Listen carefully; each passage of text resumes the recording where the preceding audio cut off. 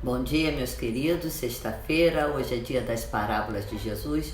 Nós vamos falar sobre a parábola do juiz iníquo, que está em Lucas 18, versículo de 1 a 8. É uma parábola bem curtinha. Então, não se esqueçam, dá agora uma pausa, pega a sua Sagrada Escritura, vá em Lucas e leia a parábola. Isso é fundamental para o entendimento da explicação que eu vou dar.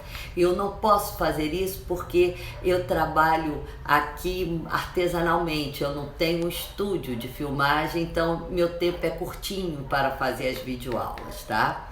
Então façam isso vocês em casa. É uma parábola curta e desprovida de uma explicação. Deus é o socorro e o auxílio das viúvas. Está lá em Deuteronômio 10, está no Salmo 68. Deus tem uma expectativa que o seu povo cuide das suas viúvas. A gente vê isso tanto no profeta Isaías como no profeta Jeremias. Principalmente, os juízes e os líderes do povo apresentam seu testemunho contra os opressores das viúvas. Está lá em Malaquias. E existe essa trilogia entre viúvas, órfãos e estrangeiro. É uma descrição padrão entre as pessoas que estão em situação vulnerável. As viúvas eram frequentemente reconhecidas por causa das suas vestes. Elas tinham umas vestes típicas que indicavam a situação de viuvez. Está lá em Gênesis 38 e principalmente no livro de Judite, que Judite é uma viúva. Então, por isso que a gente carrega até hoje, né, nas nossas tradições cristãs, o luto, né, a roupa diferenciada para uma mulher viúva, o uso das duas alianças, eu sou viúva. Então, não são tradições que vêm desde o Antigo Testamento e vai perpassando ao longo do tempo até os dias de hoje, né? Como as mulheres se casavam no início da sua adolescência, apesar de haver muitas viúvas, elas não eram necessariamente mulheres idosas. Elas ficavam viúvas muito jovem. Então as mulheres normalmente eram deixadas sem nenhuma forma de subsistência. Se o marido morresse e deixasse alguma herança ou uma propriedade, ela não herdava. Apesar dela ter uma garantia de provisão para sua subsistência, ela não herdava nada. A mulher não tinha direitos como tem hoje. E se ela permanecesse dentro da família do marido, ela viveria que nem uma serviçal. Ela seria um serviço de doméstica, ela seria humilhada. Isso fazia parte da época. Ela era servil. E caso ela retornasse para a família dela, a família tinha que repassar o dinheiro que foi dado novamente para a família do marido. Por quê? Quando a mulher é casada, ela é propriedade do marido e da família dele. A viúva então ficava numa situação, gente, de miserabilidade. Frequentemente eram vendidas como escrava para quitar a dívida da casa. Muitas vezes caíam na prostituição.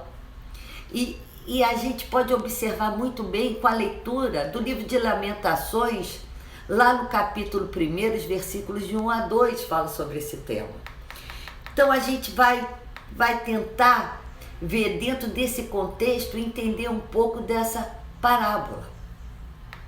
A parábola vai responder a seguinte pergunta implícita: será que Deus responderá às súplicas que seu povo faz para um livramento?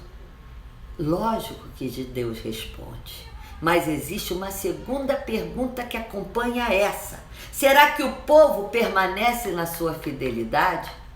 Então, o ensino acerca dessa parábola deve se concentrar em duas áreas principais: o caráter divino, que é diferente do apresentado do juiz, que vai ser iníquo, displicente, E ao contrário, Deus vai ser justo, misericordioso, paciente, ávido em ajudar o seu povo carente, as viúvas de sua época.